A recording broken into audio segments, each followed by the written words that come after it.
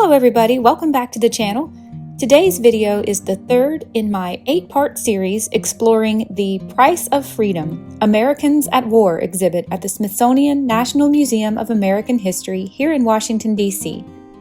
I love history, and this has been so much fun for me to see and film and share with you guys, and I hope you're enjoying it as much as I am. Over the course of this series, we are exploring every major chapter in United States military history as presented in this exhibit, one war, one room at a time. If you've been following along, you'll remember that we began this series with the French and Indian War, a conflict rooted in colonial rivalries that unfolded across the North American frontier, after which excessive taxation to pay for the wartime expenses and no representation in Parliament caused tensions between colonists and their British overlords to boil over into the American Revolutionary War. In today's video, we are going to talk about what happened next. We are about to step into the next major period of conflict for the newly created United States and talk about what the Smithsonian has lumped together and called the Wars of Expansion. This era, stretching across nearly the entire 19th century, saw the young United States pushing westward across the continent. This movement was driven by a powerful mix of ambition, ideology, economics, and politics, most famously under the banner of Manifest Destiny, the belief that it was America's divine right to expand from coast to coast. But this expansion did not come peacefully, nor was it uncontested. As American settlers, militias, and armies moved west, so did the conflict, against indigenous nations defending their homelands, other settlers from other nations protecting their newly created settlements, and other foreign powers who already had laid claim to the land. This exhibit explores who would benefit and who would suffer from this transcontinental growth and covers several of these pivotal clashes, most notably the War of 1812, the many efforts in the era following the Indian Removal Act, and the Mexican-American War, and more. This is a period of American history filled both with triumph and deep contradiction, moments of military success paired with painful legacies of displacement, conquest, and broken promises. And it's absolutely essential to understanding how the modern United States took shape politically, geographically, and morally. One more thing before we begin. If you've noticed that we are discussing the entire 19th century, yet leaving out one very major war fought right in the middle of it, don't worry. There is an entire room dedicated to the American Civil War, and we will be covering that conflict thoroughly in tomorrow's video. The Great War that pitted brother against brother, neighbor against friend, deserves a standalone video of its own, and that one will be coming out tomorrow.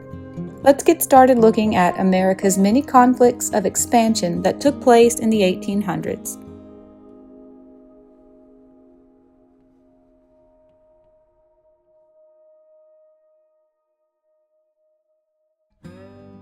In 1803, the United States bought the Louisiana Territory, then sent a Corps of Discovery to explore it.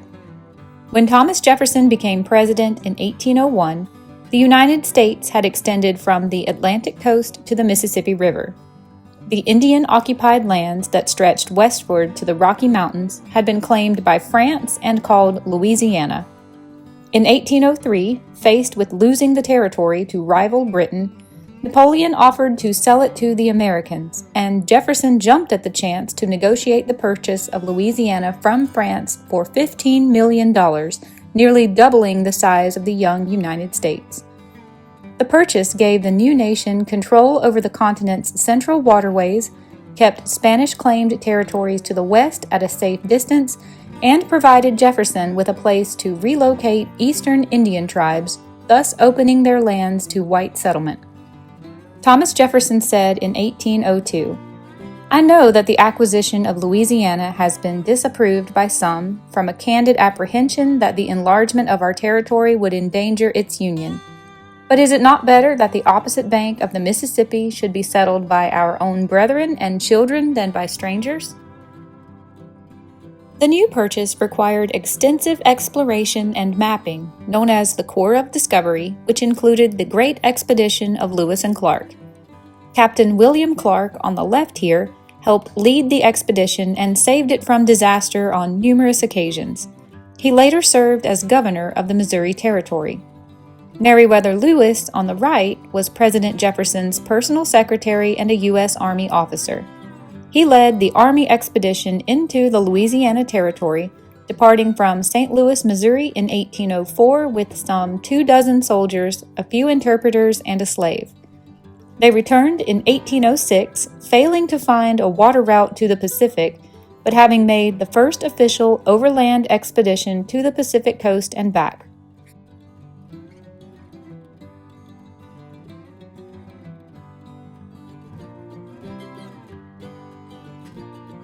One important result of the Lewis and Clark expedition was improved maps. Compare maps drafted by British cartographer Aaron Arrowsmith in 1802 and 1814. Notice the details he added following the return of the Corps of Discovery. This is a replica of William Clark's compass. The original compass is too delicate for permanent display because of its paper dial.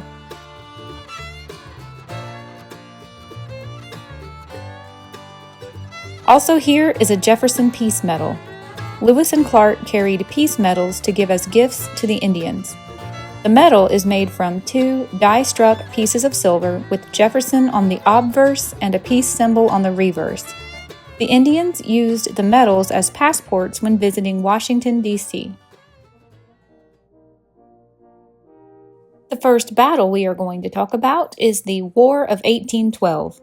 The United States fought Britain in the War of 1812 to assert its rights as an independent, sovereign nation. During the Napoleonic Wars of the early 19th century, the United States remained neutral and traded with both Britain and France. Ignoring this stance, Britain harassed American shipping and impressed American soldiers into service on British ships against their will. In June of 1812, the United States declared war and invaded Canada. American privateers and Navy ships fought doggedly against British vessels. The English burned much of Washington, D.C., including the White House, then tried but failed to seize Baltimore Harbor. The United States gave up efforts to occupy Canada. Both Britain and America were ready for peace in 1814. The War of 1812 inspired the Star-Spangled Banner, originally written as a poem, which became the United States national anthem. On September 13, 1814, British forces attacked Fort McHenry in the Baltimore Harbor. After 25 hours of bombardment, they failed to take the fort. Watching the battle while detained on a British ship, American lawyer Francis Scott Key wrote a poem that was set to music and eventually became the national anthem. Here are fragments of the Star-Spangled Banner that were cut out as souvenirs in 1880 and the image of the Star-Spangled Banner as it appears today.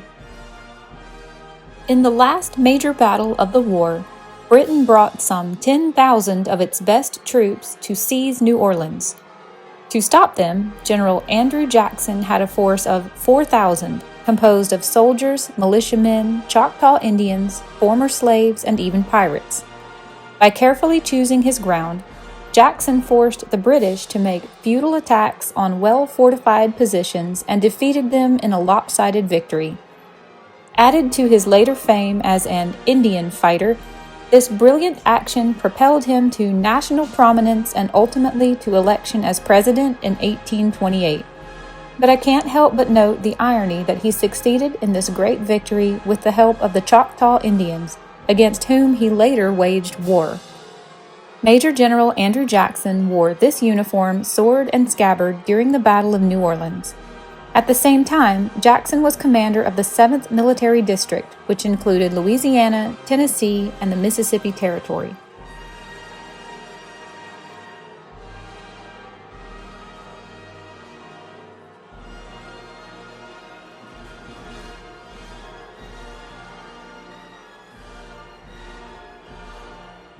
After the War of 1812, the United States began a systemic removal of many Indian tribes from the eastern part of the country towards western lands.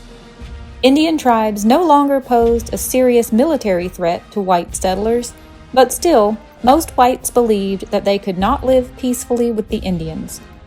Indians who tried to assimilate often suffered severe discrimination. White settlers coveted Indian land, and conflicts were common. Federal and state governments were unable or unwilling to defend the terms of treaties. President Andrew Jackson, of newfound fame following the War of 1812, decided that the best solution to the issue was moving the Indians to new lands in the West, and he was one of the key players behind a long series of wars and skirmishes throughout the mid-1800s as the United States government began forcing eastern tribes of Native Americans to give up their homelands and resettle in the West. Many opposed this position, but it became a key government policy.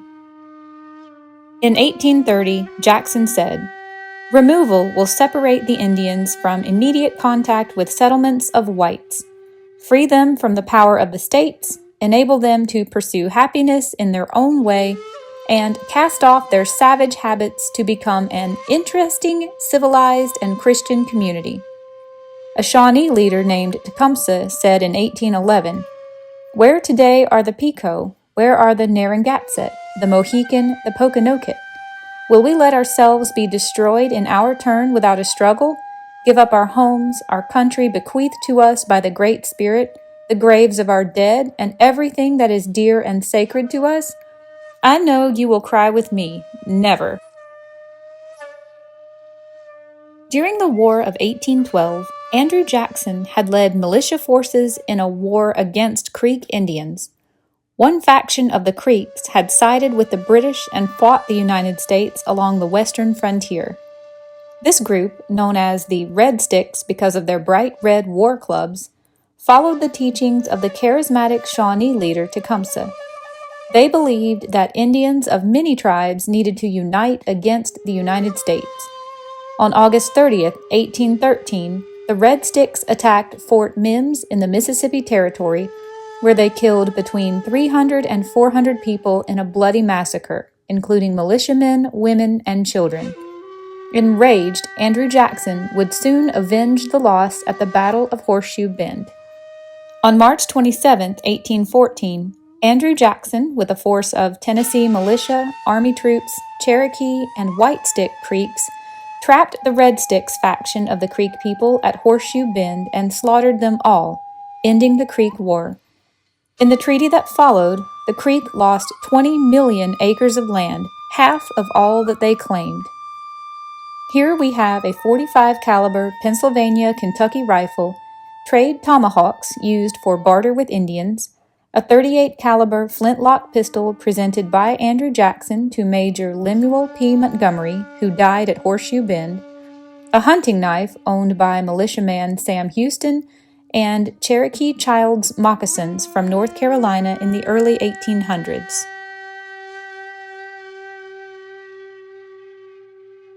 Here we have the Cherokee Constitution from July of 1827.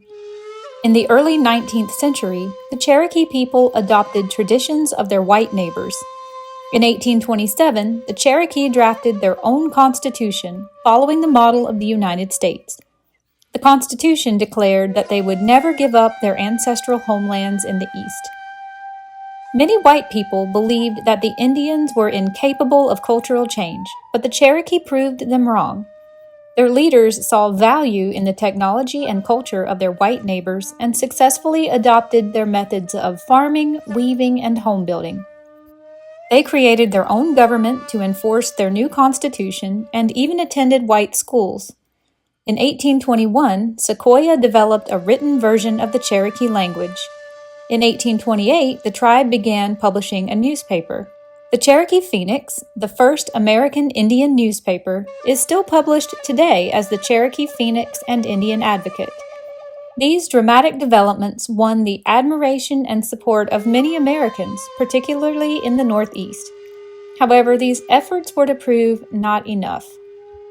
In 1829, prospectors discovered gold in North Georgia on land that the Cherokee had long controlled. By 1830, they were producing over 300 ounces of gold per day. The gold strike was a major reason that white settlers began demanding the eviction of the Cherokee. John Marshall, Chief Justice of the United States, said in 1832, "The laws of Georgia are in direct hostility with treaties which mark out the boundary which separates the Cherokee County from Georgia. We solemnly pledge the faith of the United States to restrain their citizens from trespassing on it and recognize the pre-existing power of the nation to govern itself." In 1830, Andrew Jackson signed the Indian Removal Act into law. Some Cherokees saw the handwriting on the wall and went ahead and moved west, but most remained behind.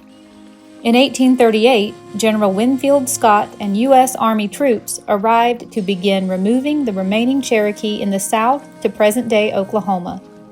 Their forced removal, known ever since as the Trail of Tears, is among the most tragic episodes in American history. Men, women, and children were taken from their homes, herded into makeshift shelters, and forced to march or travel by boat over 1,000 miles during a bitter winter. About 4,000 Cherokee died during the journey. The Cherokee were only one of 5 major tribes forced to march west. In this display, we have a .54 caliber flintlock rifle made by Henry Derringer of Philadelphia, a leather forage cap used by enlisted men from 1833 to 1839, a winter fatigue jacket worn by enlisted men from 1832 to 1850, a $2.50 gold piece and money scales, and a .28 caliber percussion pistol made in 1843 by Cherokee blacksmith Salolanita Little Squirrel.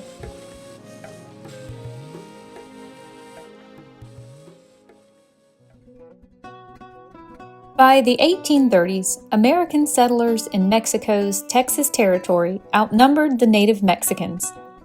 Americans felt oppressed by Mexican rule and, under the leadership of Stephen Austin and Sam Houston, declared their independence in 1835. A Mexican army under General Antonio Santa Anna attacked and slaughtered Texas rebels at the Alamo, but Houston rallied support and crushed Santa Anna at San Jacinto. Struggling as an independent country, the Republic of Texas sought to become part of the United States.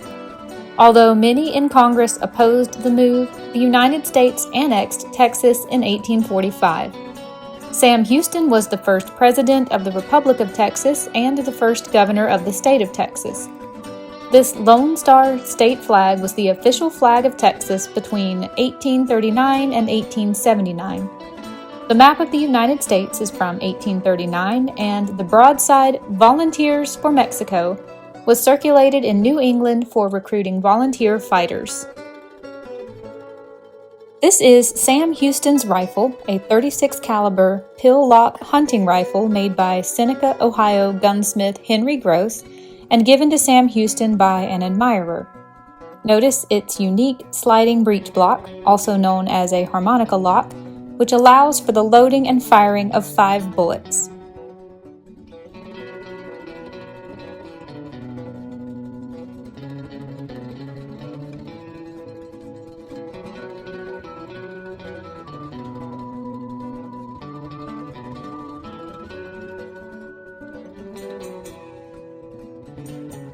President James K. Polk came into office in 1845 determined to acquire additional territory from Mexico. Polk believed that obtaining the sparsely populated Mexican land that stretched from Texas to California was critical to the future of the United States. The president hoped to purchase, not conquer, the land, but Mexico rebuffed his advances. Polk ordered American troops under Zachary Taylor to march to the Rio Grande River. Violence erupted, and Polk, claiming that Mexico fired first, asked Congress to declare war. President Polk said in 1846, "The grievous wrongs perpetuated by Mexico upon our citizens throughout a long period of years remain unrepressed. But now Mexico has passed the boundary of the United States and shed American blood upon American soil. She has proclaimed that the two nations are now at war." Many Americans, including Illinois Congressman Abraham Lincoln, opposed the war and questioned whether the fight actually began on American soil, but Polk prevailed.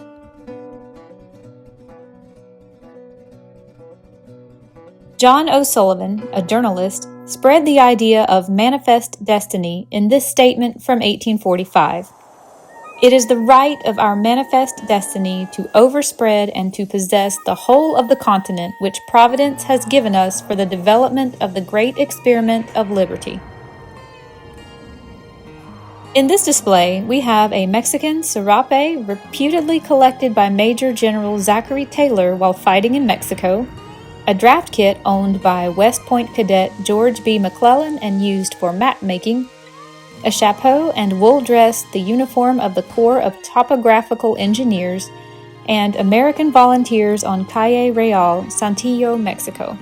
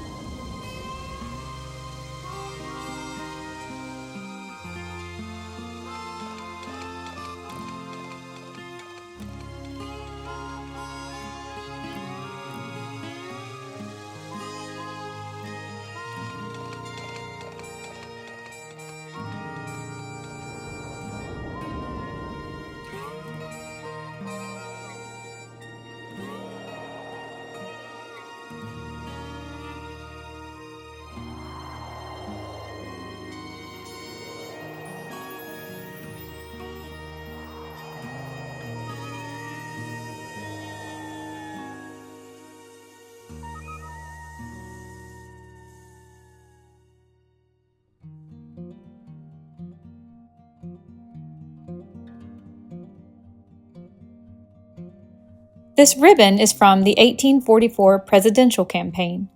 Polk ran on a platform proclaiming that Texas was rightfully American territory acquired by the United States in the Louisiana Purchase. Therefore, he supported the annexation of Texas. Horace Greeley, a prominent war opponent and editor of the New York Tribune, said in 1846, "People of the United States, your rulers are precipitating you into a fathomless abyss of crime and calamity. Why sleep ye thoughtless on its verge, as though this was not your business? Awake and arrest the work of butchery ere it shall be too late to preserve your souls from the guilt of wholesale slaughter." At Cerro Gordo, General Winfield Scott demonstrated his effective leadership. Instead of assaulting a larger Mexican force head-on, Scott had his engineers carefully survey and map the area. They helped him find high ground overlooking the enemy. He moved artillery there, attacked from 2 directions, and won the battle. To fight Mexico, the United States had to mobilize, equip, and transport a large force, including both Army and Navy components. President Polk planned a complex campaign. He sent one army under Stephen Kearny to capture New Mexico and then march on to California. Commodore John D. Sloat assaulted California from the sea. Zachary Taylor attacked the main Mexican force from the north with a second army. Battles were hard and marches were long. All 3 thrusts succeeded. Taylor won at Palo Alto and Saltillo, Kearny quickly captured Santa Fe, and the Navy and Army succeeded in California. Junior officers were of great importance. Many had trained at the military academy at West Point. The men who became the leaders of the opposing armies in the Civil War fought on the same side in Mexico. Both Robert E. Lee and Ulysses S. Grant learned valuable lessons about strategy and tactics that they applied during the Civil War. After watching Lee in Mexico, General Winfield Scott concluded he was the best young officer in the Army. The background is the landing of U.S. forces at Veracruz in 1847. The saber and scabbard belonged to Major Samuel Ringgold, who was fatally wounded at the Battle of Palo Alto. The Mexican flag was captured by the Baltimore and Washington Battalion of the U.S. Volunteers. The trousers were worn in Mexico by Henry H. Garadet of the U.S. Navy. The .54 caliber U.S. Model 1841 rifle is of the type used by Jefferson Davis's Mississippi Volunteers. The .44 caliber Walker pistol is the first model revolver purchased by the U.S. Army. Also here is a .54 caliber U.S. model 1836 flintlock pistol and an image of the palace of the governor in Santa Fe, New Mexico. Despite losses in New Mexico, California, and on its northern front, Mexico refused to surrender. To finish the war, President Polk followed the advice of his General-in-Chief, Winfield Scott, and sent an army to capture Mexico City. He chose Scott himself to make an amphibious landing at Veracruz and then follow the path Hernando Cortez took centuries earlier when he defeated the Aztecs. Scott planned and executed a brilliant campaign in which he consistently defeated larger forces through superior tactics and bold maneuvers. Although a shrewd national leader, Antonio Lopez de Santa Anna, on the left, was no match on the battlefield for Winfield Scott. Santa Anna did not contest the landing at Veracruz. At Cerro Gordo, he failed to foresee how Scott could outflank his larger force, and Scott outflanked him again in fierce fighting for Mexico City. The Treaty of Guadalupe Hidalgo in 1848 ended the war.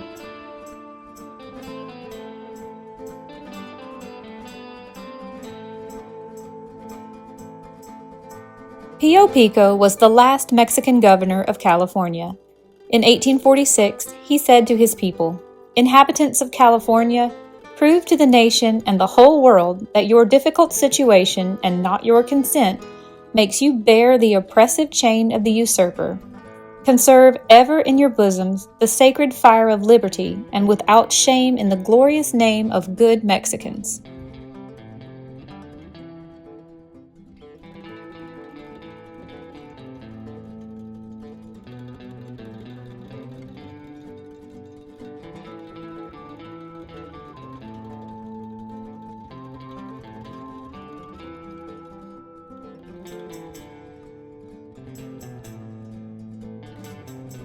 After the Treaty of Guadalupe Hidalgo, Mexicans living in the U.S. territory had to adapt to becoming Americans. Many Mexicans who lived in the territory lost to the United States decided to stay and become American citizens. Integration proved difficult. The U.S. government refused to accept land claims based on tradition or limited documentation, and many Mexicans lost their holdings. The California Gold Rush accelerated the growth of white settlement. Attitudes of the new arrivals conflicted with Mexican lifestyles and their strong Catholic faith. Still, earlier traditions survived and made the resulting culture of the West distinctly different from that of the eastern states. Here we have a .58 caliber English-made flintlock carbine used by the Mexican cavalry, a Mexican Army frock coat, an English-made flintlock blunderbuss pistol, a Mexican Army uniform, a handmade wooden cross and image of Christ, and a map of the Rancho San Miguel in California used by Mexicans to justify land claims. These are miners using a sluice box, a pickaxe and a gold mining pan, and gold dust, ingots, and coin.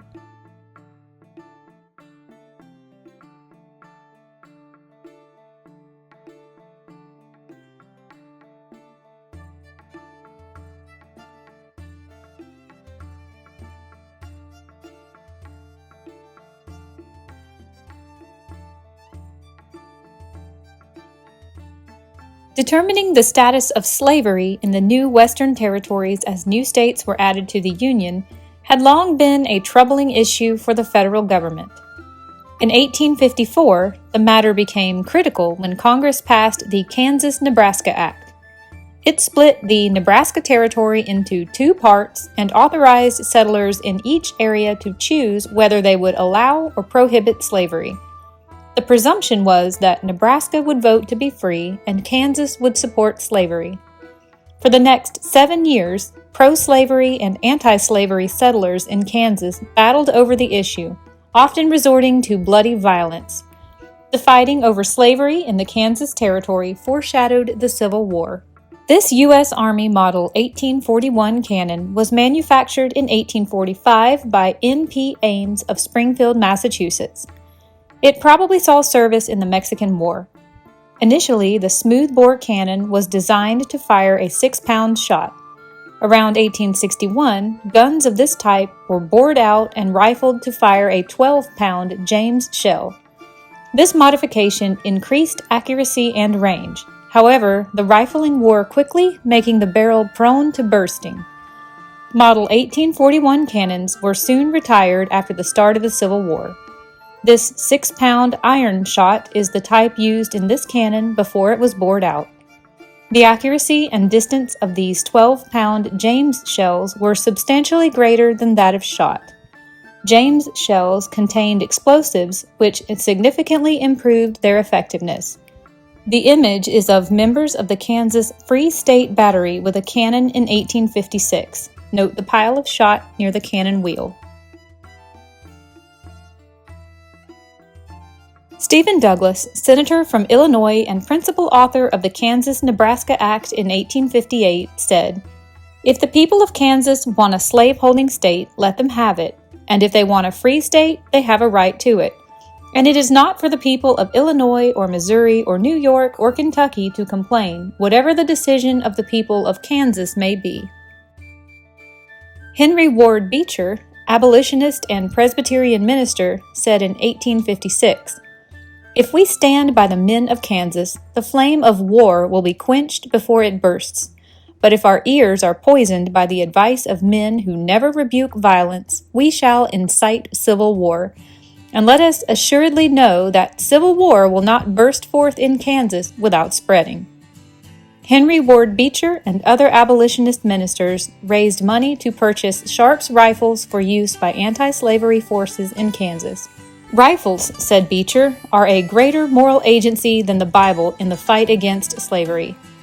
The guns came in crates labeled Bibles so that they would not arouse suspicion. Soon all guns sent to people on the free soil of Kansas were called Beecher's Bibles. No abolitionist came to Kansas more passionate about fighting slavery than John Brown, who arrived in 1855 to join several of his sons. Pro-slavery forces terrorized the region. In May 1856, Brown led a group that struck back, murdering 5 pro-slavery settlers. Brown escaped punishment and became famous for his crusade. These are .52 caliber Model 1853 Sharps carbines. Also here is a .44 caliber Sharps percussion sporting rifle made for John Brown and used in Kansas in 1856. John Brown purchased 2,000 of these .31 caliber belt revolvers with Maynard primers for the Massachusetts Arms Company and sent them to Kansas. Also here is a map of Kansas, Nebraska, and Colorado from 1861 and a meeting between the pro-slavery and anti-slavery groups that nearly turned into a riot at Fort Scott, Kansas, 1858. After the American Civil War, thousands of Americans headed west. The 1862 Homestead Act opened vast areas of government land for settlers to claim. Opportunities abounded for farming, ranching, and mining. In addition to Easterners, the pioneers included numerous immigrants from Europe and freedmen from the South.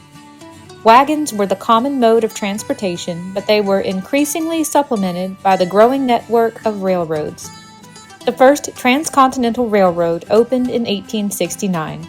This rush of new settlers put great pressure on the Indian tribes already living in the West, threatening their land, their game, and their ways of life.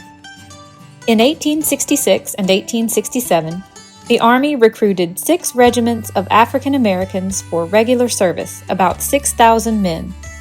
Organized as 4 infantry and 2 cavalry units, they participated in many actions against Indians. Because of their curly hair and fighting spirit, the Indians called them Buffalo Soldiers. Here is a buffalo hide coat issued by the U.S. Army for wear in severe winter climates, an image of soldiers on the parade ground at Fort Yates, North Dakota, and Geronimo's warriors. Geronimo and his band of Chiricahua Apache fought government domination longer than any other group of Indians. In the 1870s, the United States forcibly moved the Chiricahua to an arid reservation in eastern Arizona. Geronimo resisted at first, but was caught and seemingly became resigned to reservation life. In 1881, however, he and his band escaped and began raiding settlements in the United States and Mexico. Until his final surrender in 1886, Geronimo would at times agree to stay on the reservation and then flee with the marauding warriors. He became infamous in sensational press reports. In the final campaign against him, the Army needed Apache scouts plus more than 5,000 soldiers to hunt him down. This treaty between the United States and the Lakota Indians was signed in 1868. Designed to bring long-lasting peace, it promised the Lakota that the Black Hills, which they considered to be sacred, would become a permanent part of the Lakota Indian Reservation. After gold was discovered in the hills, prospectors quickly began staking illegal claims and then demanding that the U.S. Army protect them from Indian attacks. This set the stage for another clash of arms. This is Sitting Bull, a Lakota Indian chief, who said in 1877, "Look at me and look at the earth. It was our fathers and should be our children's after us. The white men take my country, where can I go? I have nowhere to go. I cannot spare it, and I love it very much. Let us alone." In 1874, Lieutenant Colonel George Custer led an expedition of 1,000 men, 110 wagons, and a brass band to explore the Black Hills in Dakota Territory, which had never been surveyed by white people before. His stated goal was finding a site for a fort to protect this Indian land. In fact, he was also interested in rumors that the Black Hills contained gold deposits. At Little Bighorn, known to the Indians as Greasy Grass, the U.S. Army suffered its greatest loss during the Western Indian Wars. On June 25, 1876, the Army sent some 1,600 troops, including the 7th Cavalry, to trap a large group of roaming Lakota Indians and force them onto a reservation. The plan was to attack simultaneously from 3 sides. However, Lieutenant Colonel George Custer, who led one body of the troops, thought he could defeat the Indians alone. He divided his 600 troops into thirds and attacked. The Indians greatly outnumbered Custer and defeated each group in turn, killing Custer and more than 200 others. The loss so outraged the government that it mounted a new offensive that finally crushed armed Lakota resistance. These are Lakota artifacts from 1870 to 1880, a war club made with government-issued knives and metal-tipped arrows. Also here is a model 1860 Henry rifle of the type carried by many Lakota and Little Bighorn by Red Horse.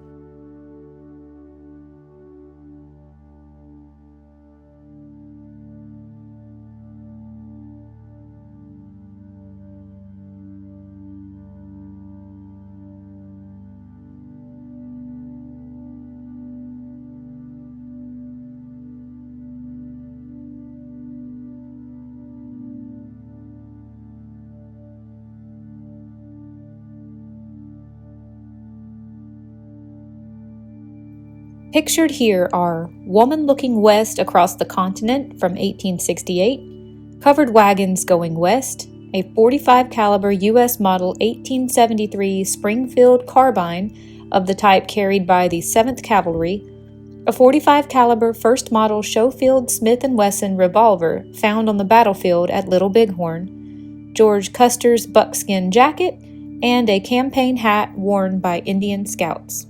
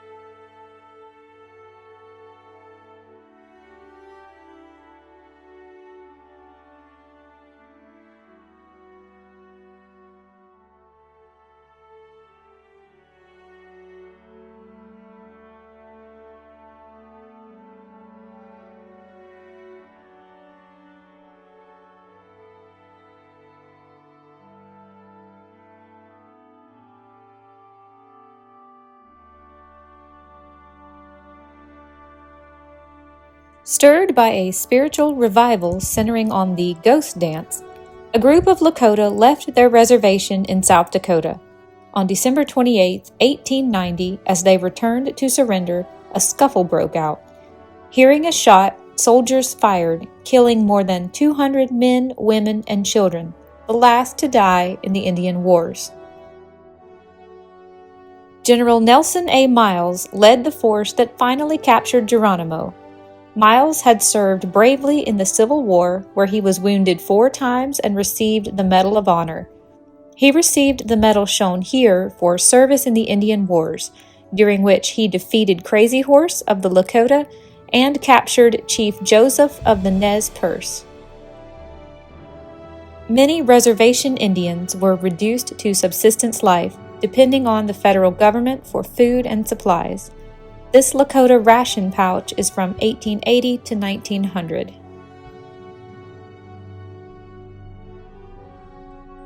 In 1889, the federal government opened unassigned lands in the Oklahoma Territory, formerly reserved for Indians, to white settlement, triggering a massive land rush. Here's the first day of the Oklahoma Land Rush, September 16, 1893, and a poster advertising Indian lands for sale in the late 1800s. In the late 19th century, federal policy changed from supporting separate Indian reservations to accelerating assimilation. The U.S. government wanted Indians to learn skills and attitudes needed for successful American citizenship. Indian children, seen as the key to assimilation, were forcibly taken from their homes and sent to school. In 1887, the government instituted the Dawes Act to accelerate the assimilation by dissolving the reservations and allotting land to individual Indians. Many tribes resisted, refusing to give up their culture and unique ways of life. As part of the policy to integrate Indians into the general population, many children were removed from the reservations and sent to Indian schools. There they were to learn the fundamental skills of reading, writing, and arithmetic, and also social attitudes that would make them successful Americans. After the Civil War, the United States neglected its Navy. By 1880, the U.S. ranked number 12th in the world. Although the U.S. had no overseas colonies to protect, business and government leaders realized that a strong Navy was essential to defend trade and growing international interests. Beginning in 1881, Congress supported a modernization program that would make the American Navy effective. The new ships would have steel hulls, steam engines, and large rifled guns. At first, the ships used sails as a backdrop to steam power, but by the 1890s, the U.S. Navy had converted to all steel and steam and ranked among the top 5 navies in the world. On February 15, 1898, a mysterious explosion sank the battleship USS Maine in the Havana harbor, triggering a war between the United States and Spain.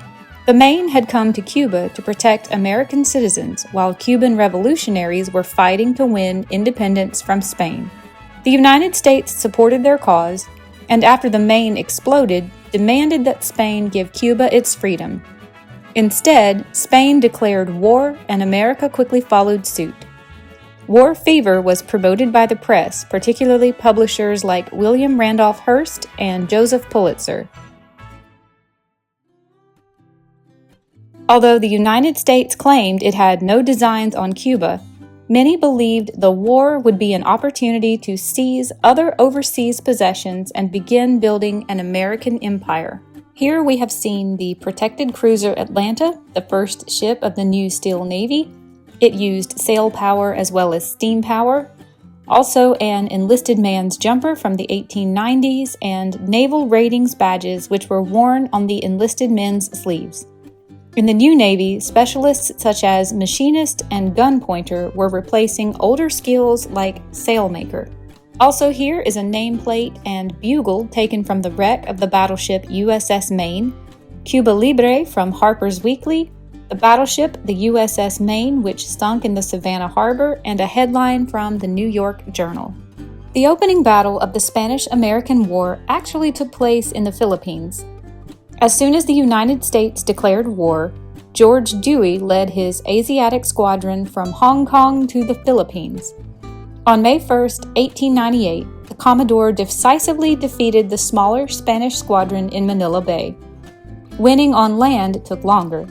The United States relied greatly on assistance from Filipino revolutionaries led by Emilio Aguinaldo, who already controlled much of the countryside and had proclaimed a Philippine Republic.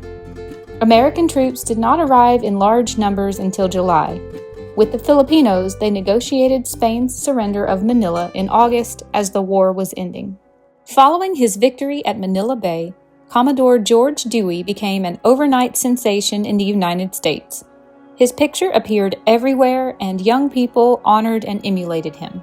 Although President Roosevelt officially declared the war in the Philippines over in 1902, the campaign against the Filipino revolutionaries continued on for a decade. During this campaign, the United States combined the tactics of pacification and social improvement with brutal military strikes.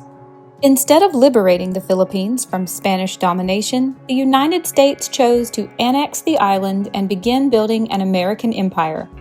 Following the fall of Cuba, the Army seized Puerto Rico. Samoa, Guam, and Wake Island also came into American possession, followed by Hawaii. Many Americans strongly opposed this new trend of imperialism. So did Philippine revolutionary Emilio Aguinaldo, who now turned from fighting Spain to resisting American domination. Defeating his guerrillas took longer than defeating the Spanish. Aguinaldo was captured in 1901, but Filipino resistance continued for many years. In the future, Americans would remain divided over the nation's imperial ambitions. Emilio Aguinaldo, leader of the Philippine independence movement, said in 1899, "General Otis is proclaimed military governor of the Philippines, and I protest 1,000 times and with all the force in my soul.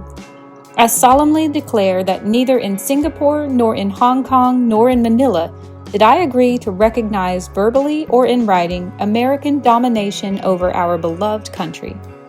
To help Americans follow the action in the Spanish-American War, publishers printed maps like this one. Note that the names of the Spanish ships lost at Manila have already been scratched out. Alfred Thayer Mahan was a leading American naval strategist and professor at the U.S. Naval War College. In 1890, he said, "Americans must now begin to look outward. The growing production of the country demands it. The position of the United States between the two old worlds and the two great oceans makes the same claim." To win the war in Cuba, the United States had to defeat the Spanish Navy. As the war began, Spanish Admiral Pascual Cervera concentrated his small squadron in the Santiago Bay to help protect the forts. The U.S. Navy trapped the squadron when it blockaded Santiago along with other major Cuban ports. On July 1, 1898, American land forces began to attack the city from the north. Cervera was not ordered to try to break out to the harbor to save his ships. Although realizing this maneuver would probably fail, Cervera attempted it anyway early on July the 3rd. All of his ships were destroyed, one right after the other. Admiral Pascual commanded the Spanish squadron at Santiago Bay, Cuba, while Commodore Winfield Scott Schley commanded the American squadron that destroyed it. For years after, Schley and his superior, Admiral William Sampson, disagreed over who deserved credit for the victory. There is a model here of the USS Brooklyn, which was Commodore Schley's flagship. It led the attack on the Spanish squadron and lost the only crewman who died in the Battle of Santiago. Also here is a damaged hull plate from the USS Brooklyn, a New York journal, and an image of the naval battle of Santiago. Commodore George Dewey ordered Captain Charles V. Gridley to fire on the Spanish fleet in Manila Bay. The Americans sank or captured every Spanish ship with no loss to American life. It was dramatic evidence that the United States was now a major naval power. In this display is a Spanish admiral's flag captured by the gunboat USS Petrel during the Battle of Manila Bay, a cap and coat worn by Captain Charles V. Gridley at the Battle of Manila Bay, a service hat that belonged to Commodore George Dewey, and background images from a newspaper headline celebrating Dewey's victory and Battle of Manila Bay at Cavite. Above this case is hanging a banner celebrating Commodore Dewey.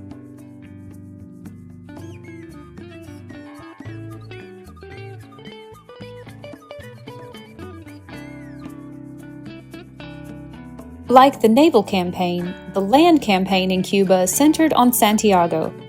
On July 1, 1898, General William Shafter attacked the San Juan Heights that overlooked Santiago. In a series of fierce engagements, which included the decisive use of Gatling guns, the Americans pushed the Spanish off the hills. Having suffered heavy losses, the Americans now besieged the city rather than attack it further. The fall of Santiago on July 17th convinced Spain to concede defeat in Cuba. Following the victory, the person who attracted the greatest public attention was not General Shafter, but Theodore Roosevelt, a flamboyant Rough Rider who had raced up San Juan Hill. Gatling guns defeated Spanish forces at Santiago. The guns had multiple barrels revolving around a central axis and were fired rapidly by turning a crank. The Spanish were not so well equipped. Americans had first used Gatling guns near the end of the Civil War. In this display is a .30 caliber U.S. Model 1896 Krag Jorgensen carbine, the first bolt-action rifle accepted for service by the U.S. Army, also an image of the storming of San Juan Hill and Theodore Roosevelt on horseback with the Rough Riders. Also here we have a Filipino Sultanate flag used by Muslim revolutionaries, a homemade Filipino rifle, a .30 caliber U.S. Model 1896 Krag Jorgensen rifle, the standard issue infantry weapon used in the Philippine campaign, Philippine nationalists, the proclamation of Emilio Aguinaldo, and Filipino sandals. We have also seen a guidon, the small unit flag of Troop L of the 1st U.S. Volunteer Cavalry, the Rough Riders. Also here was a hat and field service coat that belonged to Leonard Wood, commander of the Rough Riders, a U.S. Model 1872 Light Cavalry Saber and Scabbard, and a .38 caliber U.S. Model 1892 Colt revolver used by Captain Alan K. Capron, who died at the Battle of Las Guasimas.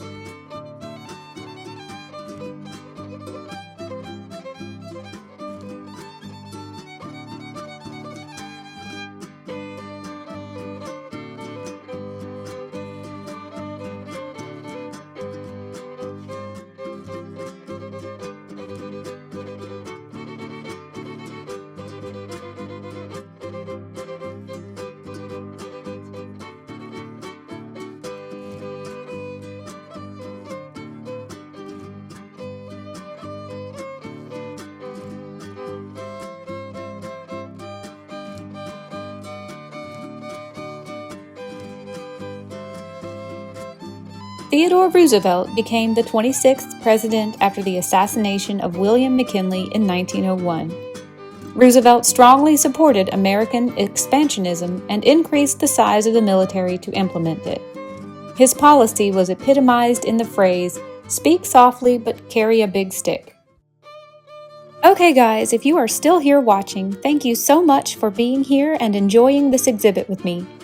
As I close this chapter of the Americans at War exhibit, I'm thinking not only of the battles we fought and the borders that were redrawn, but also of the deeper costs that came with America's push westward and expansion beyond the coastlines. This period reshaped the map of the United States at the price of leaving deep and lasting scars, the violent displacement of native nations, the annexation of Mexican citizens into our growing country, the intensifying debates over slavery, and just what exactly was America's role in global imperialism. For many, expansion meant opportunity, but for others it meant loss, removal, and broken promises. The stories from this era, whether they unfolded on battlefields, on paper and policies, or on foreign soil, are vital to understanding how the United States became the nation that it is today. They're also essential in reckoning what expansion meant and who paid the price for it. In tomorrow's video, we will be looking at the next major turning point in American history, what was occurring simultaneously on the American soil of the original 13 colonies, the American Civil War. A conflict born out of the very contradictions that expansion made possible to ignore: freedom and slavery, union and division, states' rights and federal power. I hope you'll be back tomorrow to explore the Civil War with me. See you another day in another adventure. Bye, everybody.